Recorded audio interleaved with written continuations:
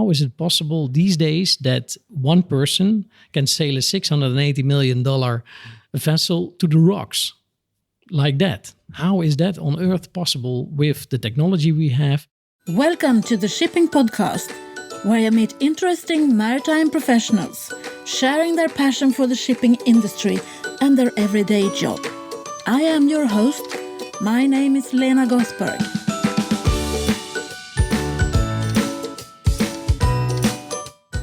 Hello, Shipping Podcast listeners, and welcome to the 170th episode of the Shipping Podcast, 170. I'm so excited. I have done an interview in real life for the first time in 18 months. And I didn't have to travel anywhere. I got a visitor. Frank Relou is a business developer and the commercial manager at Machines Robotics EMEA. He came to Gothenburg on his business trip, and I got the chance to sit down with him and discuss autonomous shipping, AI, and other things. And I really hope that you will enjoy our conversation. This is Frank Relou for you.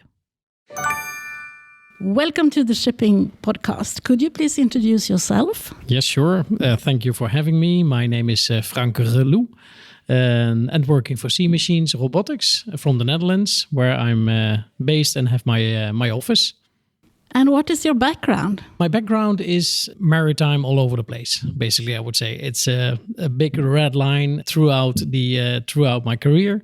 I started building actually ships, small ships like inland shipping ships, and that was a great experience, which planted basically the seed for me, to enjoy maritime, to enjoy shipping, from which I basically evolved into the commercial side of things. So always been connected to the maritime, but then moved from actually building ships to selling equipment, navigation, communication, life-saving, what have you, all kinds of equipment for the maritime industry. So are you an engineer or are you a master mariner or what is your educational background? None of those. None of those. No, actually, I have an education in shipbuilding. So that's where I got my technical. So I wouldn't call it an engineer, but yeah, for the sake of clarity, let's call it engineer in that sense. And that is my educational background, let's say. And then from there, really, I'm a self-made guy. What I do is I teach myself, learn myself, educate myself, and then use that in my daily business. But where did you get the idea of becoming a shipbuilder?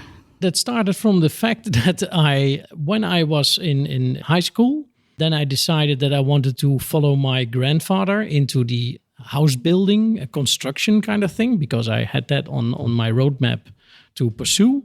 So I did everything I could to achieve that. Unfortunately, my education did not connect with the follow-up education, which was too much technical. There was a big gap. So that fell through, basically. And then I was sitting there saying, okay, what's next? When you have your point on the horizon, pursuing that one thing, then you fall in the gap. Okay, what's next?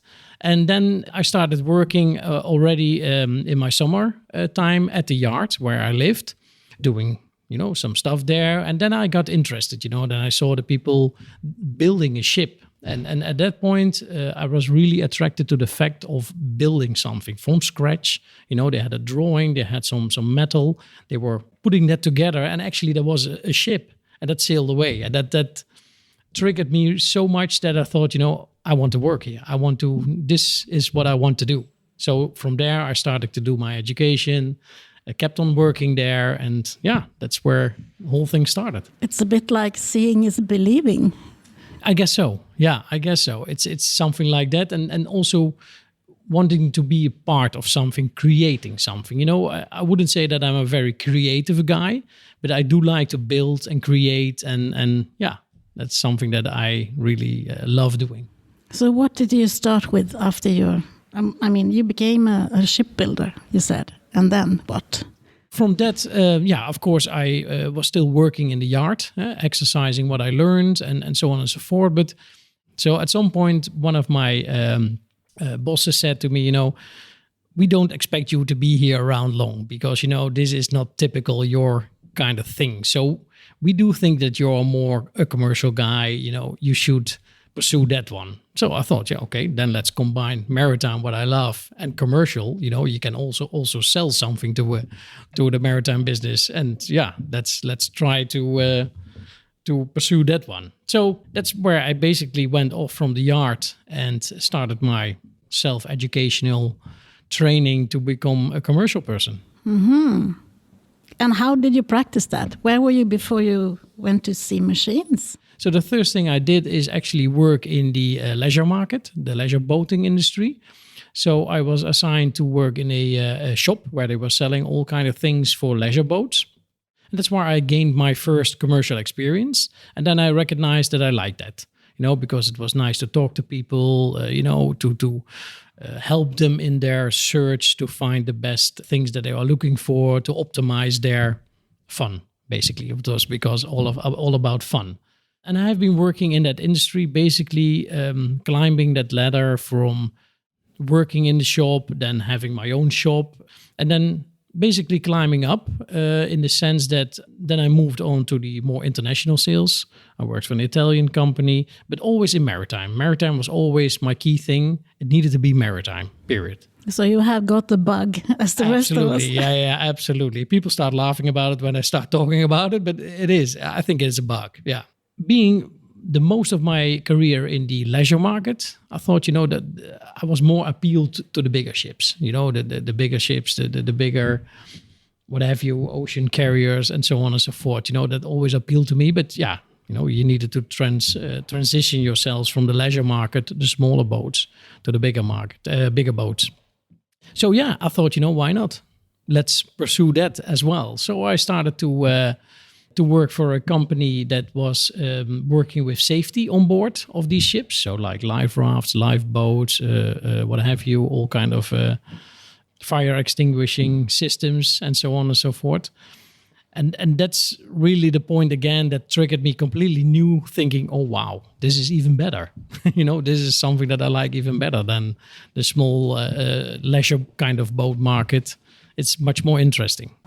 And from there, yeah. How did you manage to get into these larger ships and into that? That was the most tricky part, I guess, because the thing is there is of course quite a gap between the leisure market and a bigger kind of vessel. But then again, I think that's one of the things that are who I am. If I set my goal to something, I achieve it one way or the other via all kind of ways. But I will achieve what I want to achieve.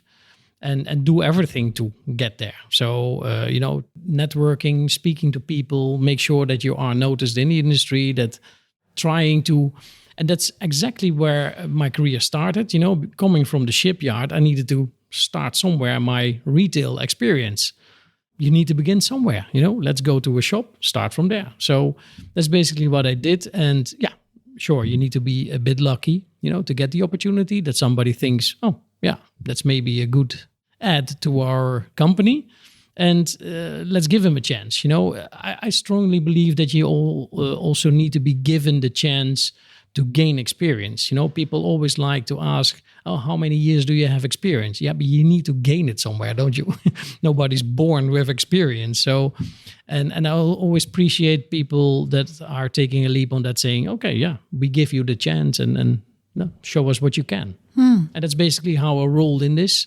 And yeah. And now you are the European business developer. Correct. For the Sea Machines. For the Sea Machines. So tell me about Sea Machines. Yeah, Sea Machines. That I would say that if I put it in a nutshell, then Sea Machines is basically all my things that I like put together in one thing.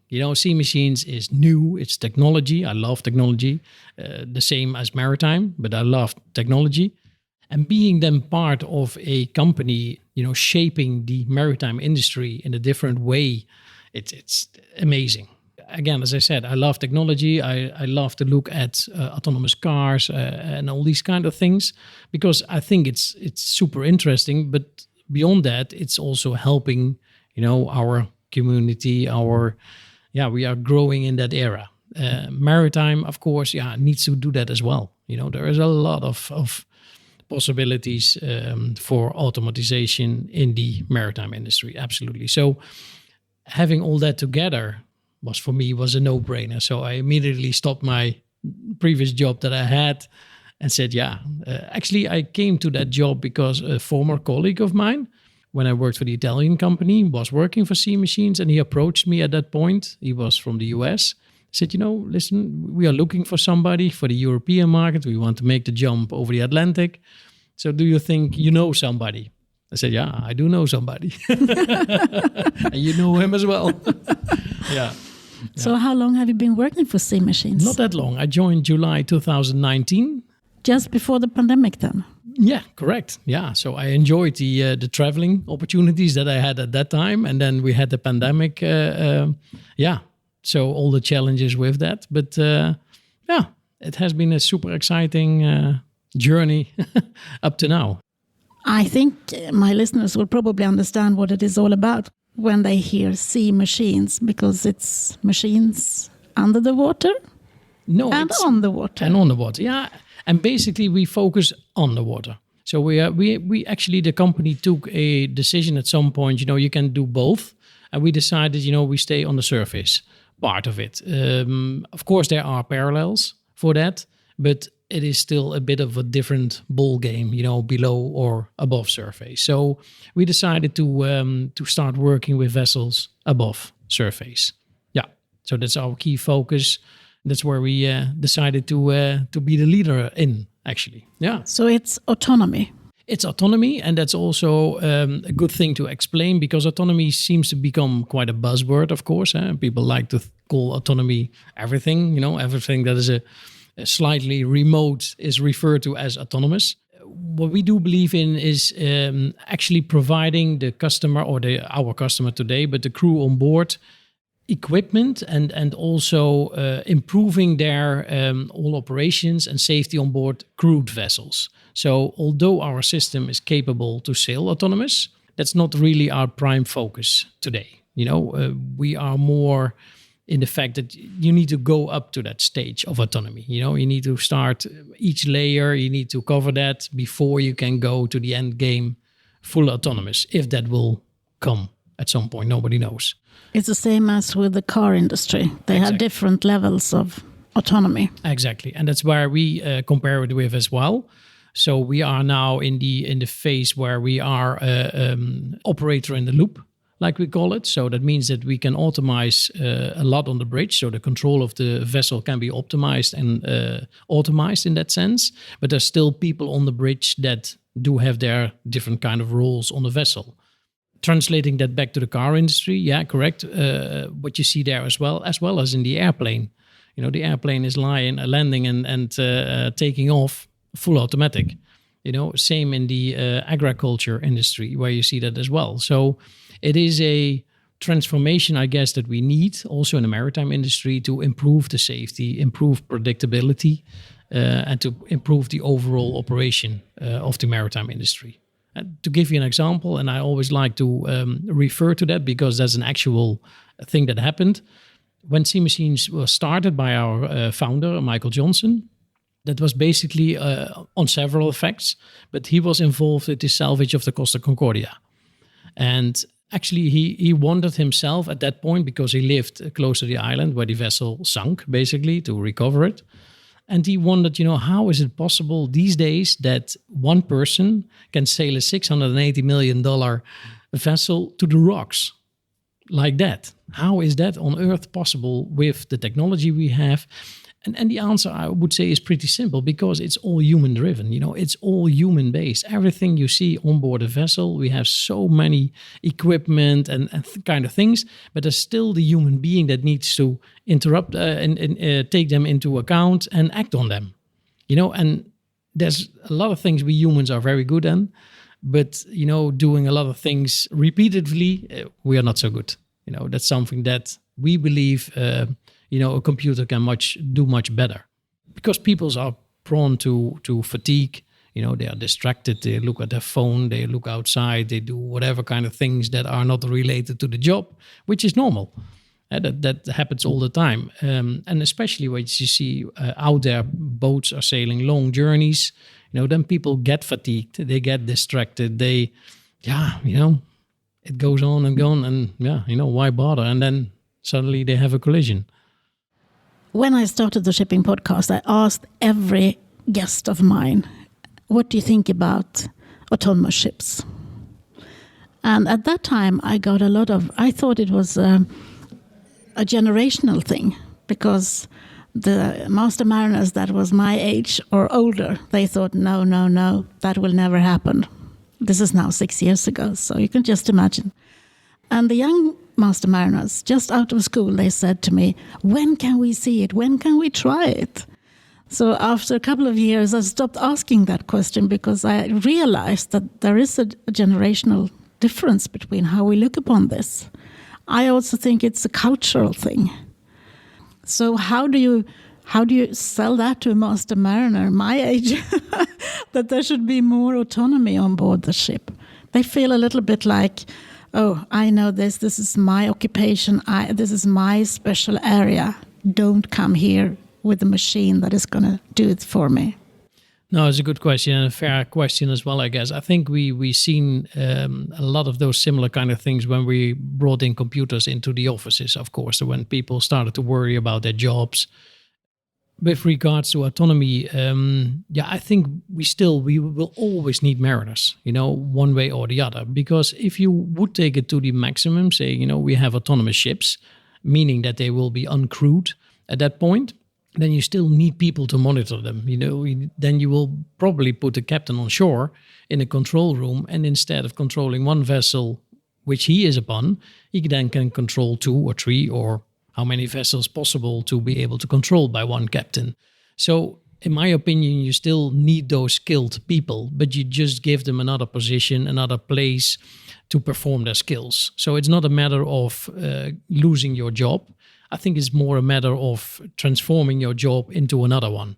And the whole approach of, your standard job on board will be changed then in that sense, I guess. But sure, good people with quality we always will need. That's a requirement, because there will be people that need to monitor, need to control those vessels, need to be in touch with what needs to be done. And you need a skilled captain for that. The question is, does he need to sit on board, or can he also do that remotely from a control room or not?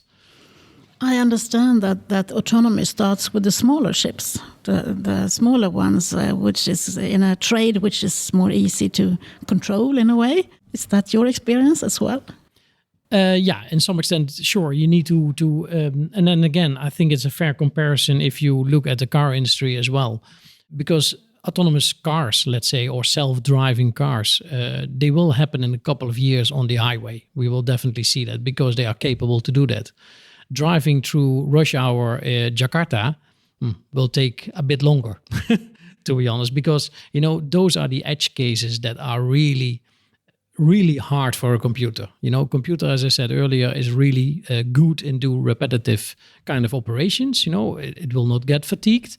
But these edge cases, we typical human are so much better on resolving those issues than a computer is. So that will take so much more longer to become at that era. Looking at smaller vessels, there was another reason why we focus more upon those. Is, as you said, it's more predictable, more shorter turns. But also we do a lot of our installations currently on workboats. The reason for that is that they are normally not under class. So they fall on a flag state, because if you want to do autonomous missions, then you need to get a permit. It's not something that you can just do, because regulations are not there yet. Insurance is not there yet. So being in front of technology with that, you need to get them on board, of course. But then we start with smaller vessels. It's more controllable, and you can still do a lot of gain on improvement of your overall operation. So that's the advantage on that, working on the smaller type of vessels. Yeah.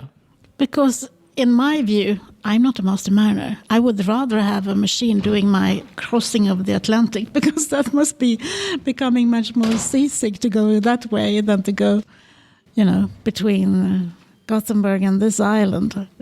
Yeah, that's true. It's true, but I think I understand the challenge is, of course, to prove what you can do. We are focusing on the open sea environment currently because, as I said earlier, the challenging of the busy areas is not something that you can do very easily, and that will also require transition over time. You will see transition between semi-autonomous vessels, crewed vessels, what have you, and they will all collide through each other. So it will be a challenging thing. To come back to your earlier question, just realize I also wanted to add that I think it's really, really important to bring the people along with your journey. So not going into the company saying, we go now autonomous. No, just, take the people with you, explain what you're doing, explain what you want to achieve, and then make the journey all together instead of just pushing it through downwards. And I think that also helps in people understanding the reasoning behind it and why. Give them faith. We all need faith, yes. What are the biggest changes that you have seen during your career in the maritime industry? I think it's, and that's also not because we are working in this segment, but I think it's also related to the fact that we have a huge shortage of mariners. That's the third thing that pops into my mind. If I'm not mistaken, I think we are behind 1,800 people now already, currently today, which will be even more in the future because we have a lot of, let's say, skilled captains that are already quite aged, and they will fall out immediately altogether. So it will be challenging times. Also therewith is that a lot of the youngsters are not really interested going for half a year on sea. They want to build a life on shore. They want to have a family. So I think the whole climate in that sense also changed. And I think the industry also needs to adapt to that in that sense. And I think that can go really nicely hand in hand with, automizing a part on board, making possible that the crew can, work from shore more than on board itself. But how do we start that journey? Because I don't think we have started that journey yet. To show them, the younger people, that this is also a career. You can have a career in the maritime industry, which is so exciting. You can get that bug that all of us have, and you can have a really nice career. How do we start that journey?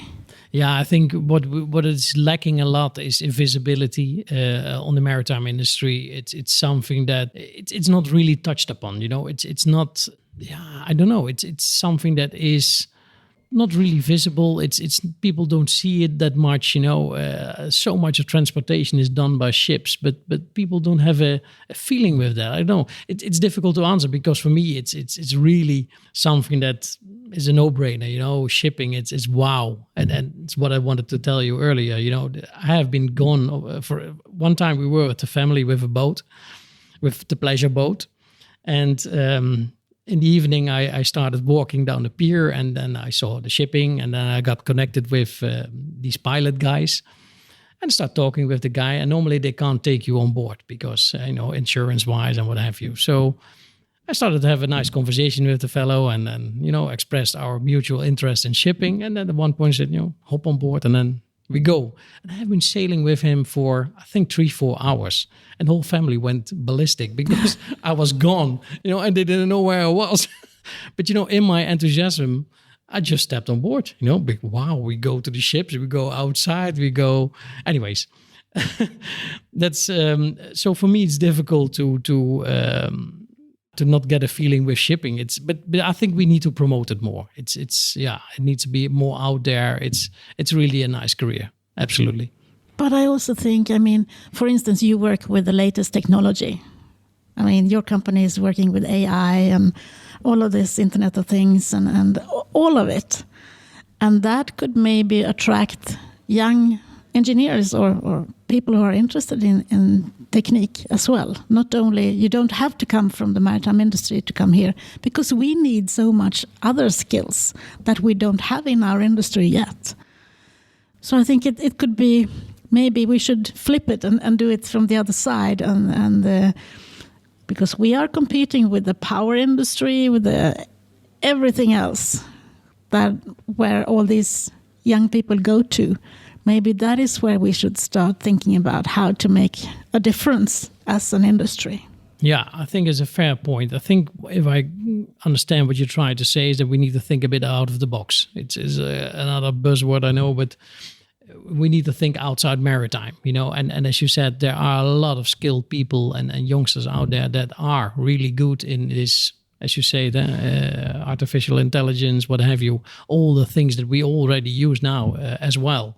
So we do work a lot with these youngsters in the US, of course, because we are close to MIT there. And so we get a lot of them on board. Sure, we need also mariners to be the voice of the mariner, to understand that we develop something that will work on a vessel and is also requested by mariners. But in the end, it can be much broader than that. It doesn't need to only be that you are in the maritime industry, so you can only do that. No, let's bring in everybody that is capable to contribute to that. So I think maybe that is a way also for the women to come into the maritime industry, because I see a lot of young women who are interested in AI or all of these other new things happening, and then they bring that into our maritime industry, and that makes me happy in a way, because we need the women as well. Yeah. Absolutely, I agree. We have a lot of women actually working for us currently, as you said, because they are coming from the perception teams that we have, autonomous teams. So we do have a lot of women working in there, and they are not necessarily from the maritime industry. We also have our test boat captain, Lauren Lamb. She's really one of a kind. And she's one of those women that has a unlicensed, tonnage captain. So, yeah. I have a sweet spot for her, because I think it's really impressive what she does. But anyway, but getting more women in the industry, absolutely, agree. And yeah, if you can do it like that, it's perfect. It's a good fit for everybody, I guess. Yeah. Because being at sea is not for everyone. No. Not for every woman and not for every man. So we need to respect that as well, I think. Correct. And that's what I earlier said. I think that's also changing. There's not that many women or men that want to stay a half year or a year away from family. That breath is would say, dying off quite rapidly. Yeah. Most people maybe do it for a short period, but then you see always that they step on shore and say, it's fine. For me, it's enough now. My sea time, I want a job on shore. Yeah, that's creating another problem. So how do you see the future for the maritime industry? What's ahead of us? Yeah, that's would say maybe one of the most difficult questions, because it's not really carved in stone, of course. I think, definitely what we see now is that we will enter, as the maritime industry, in this new era, meaning that there will be a form of automatization on board the vessel. There will be an upgrade towards, I wouldn't say necessarily autonomy, but at least a pilot assist, what have you, kind of system that makes it so much more easy to control the vessel. In that sense, I do believe in that future 100%. If we go to autonomous vessels at some point, think so, but maybe then in depending on the type of vessel, the type of operation that they are doing, would there will be an ocean freighter that is going autonomous from one side to the Atlantic to the other? I don't know.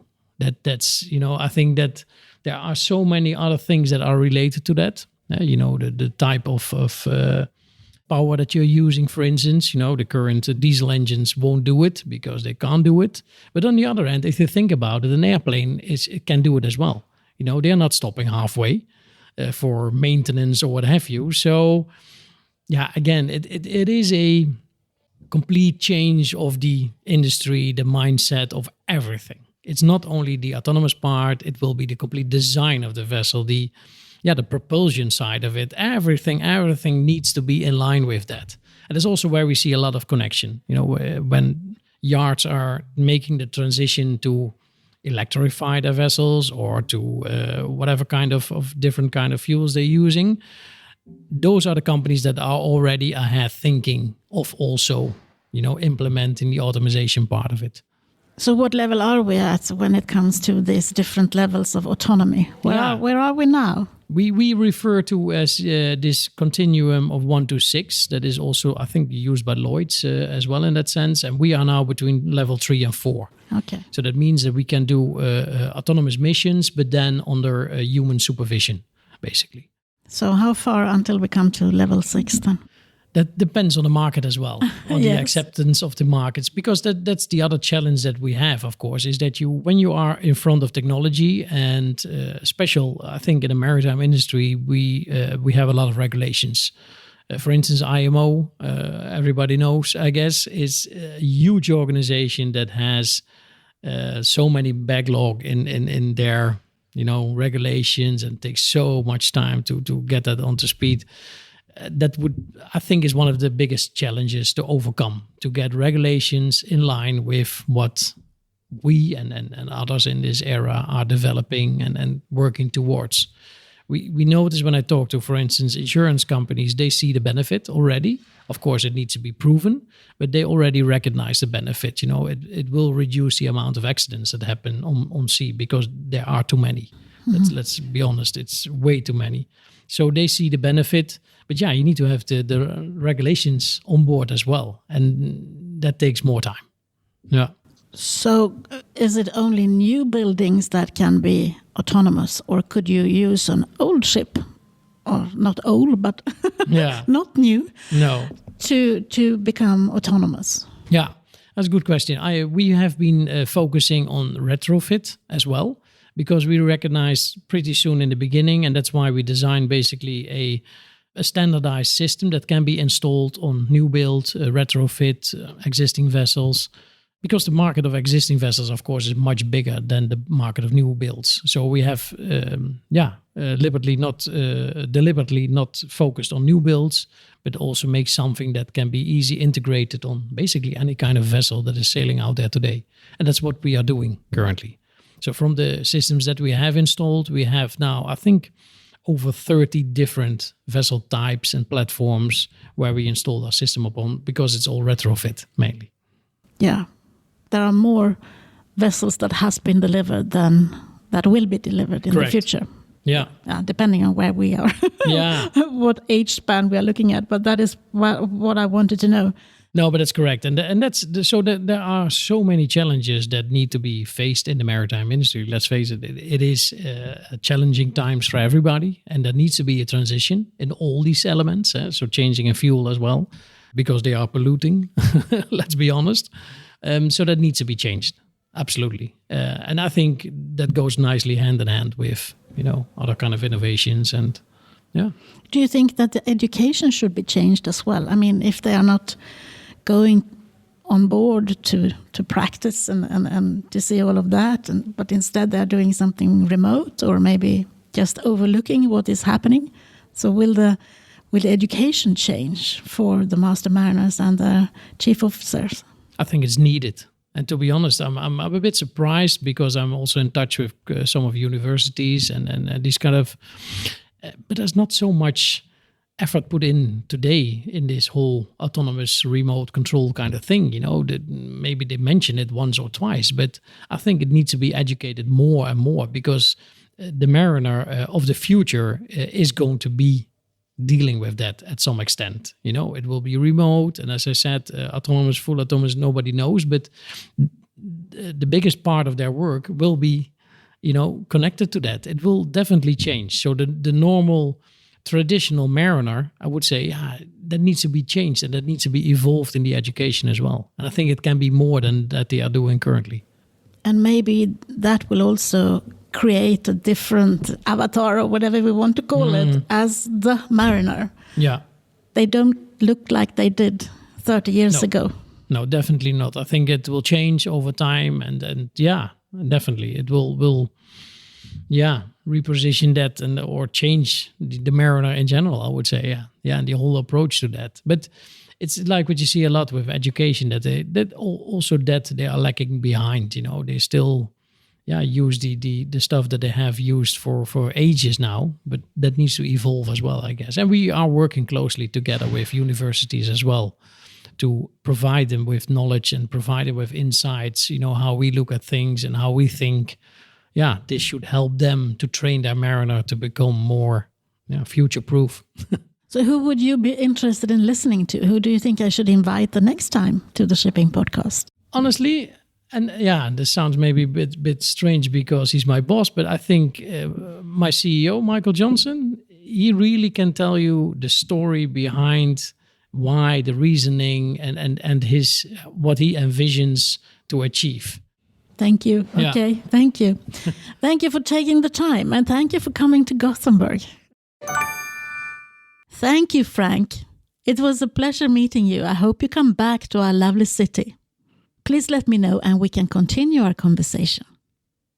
In a previous episode of the Shipping Podcast, I told you that I was going to collaborate with a company to get some financial support and that you would have to get used to listening to some commercials in the Shipping Podcast.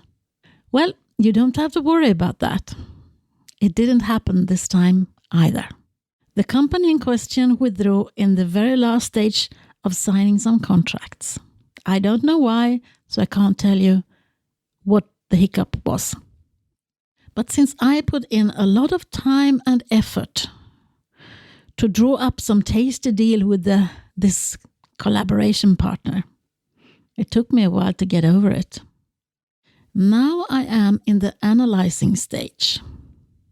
Why is it so hard for companies in the maritime industry to understand the power of podcasting and the possibility to build a brand?